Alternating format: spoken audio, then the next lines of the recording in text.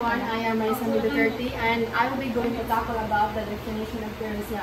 Kani is mo na siya last part sa mga kaning definition of terms. So kita tayo nakafamiliar naman na yung definition of terms ha.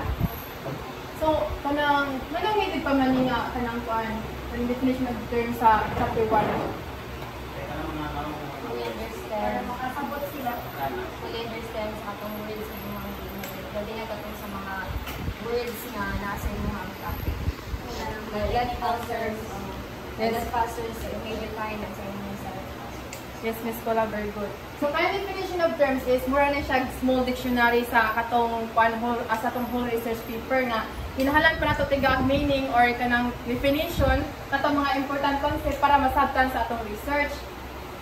So, definition of terms natin mga important reminders, no? First is, pagyo ko ba sa everyone?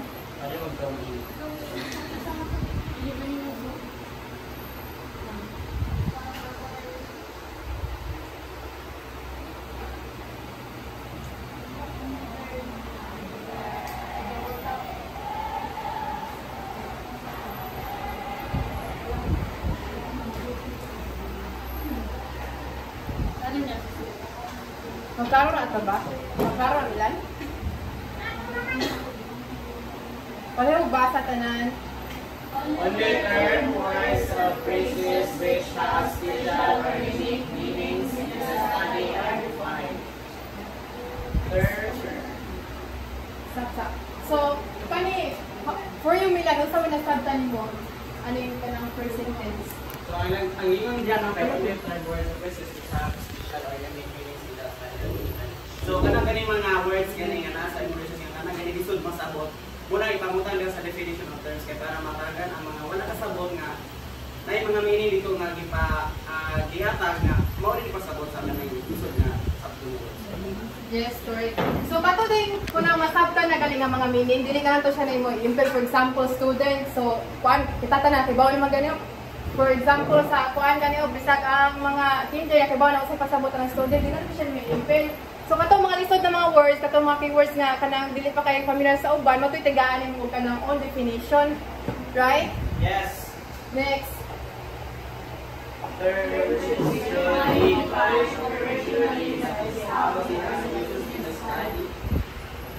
So when we say operational definition, pwede niya siya magikan sa dictionary or how it was used in our research.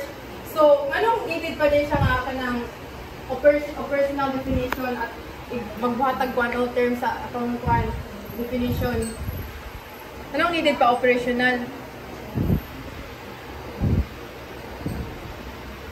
So everyone, why is it necessary to define terms operationally? Yes, Ms. Tigbaw?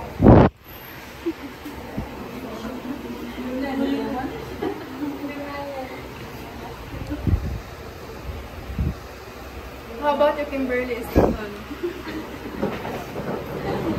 it necessary to use operational definition kaya imo siyang i-describe ang variables na as an indicator to measure the kanang definition of terms without you need an operational definition because you can't measure without one, no matter how good your conceptual, basta dapat gyud na yung operational definition. Yes, very good. Okay.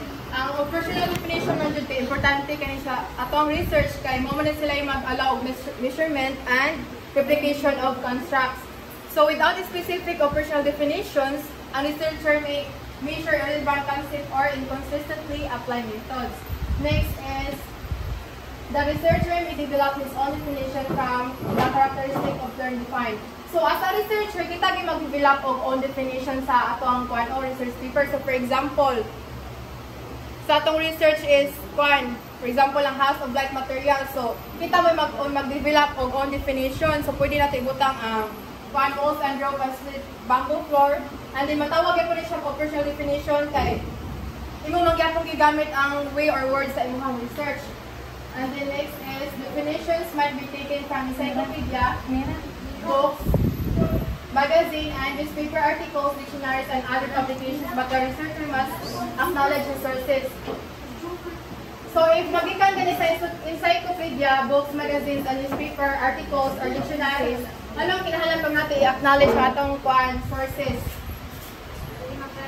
Yes, para dili ma-plagiarize. So, imo ra to siyang ibutang kung unsay nagikan kung unsay sources niya. Next is definition should be brief, clear, and unequivocal, as possible acronyms should always be spelled out fully. So, ano man basan? Anong kinahanglan pa naman brief, clear, and unequivocal? Kung saan kining unequivocal?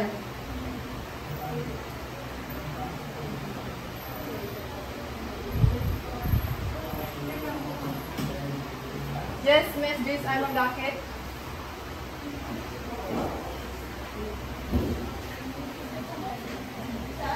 The last part. So, ang definition should be brief, may translated, clear, clear, and concise, direct, and pagbutan sa mga definition. Dapat kay para dili ang katong nagbasa is dili na siya kanang dili siya ba kanang sa lagi siya magmoto ba sakto ba kanila definition mo or dili. Para makakon sila nga ay mao dili sakto nga definition ani nga word. Yes, thank you, Miss. So, kung magbutang ita definition, no, kuhaan ay nato narrow nato wide para mas masabtan dayon sa ato ang readers. And then, dapat brief sa siya and clear. So, that's all. Rewind mo na ito na ng among topic.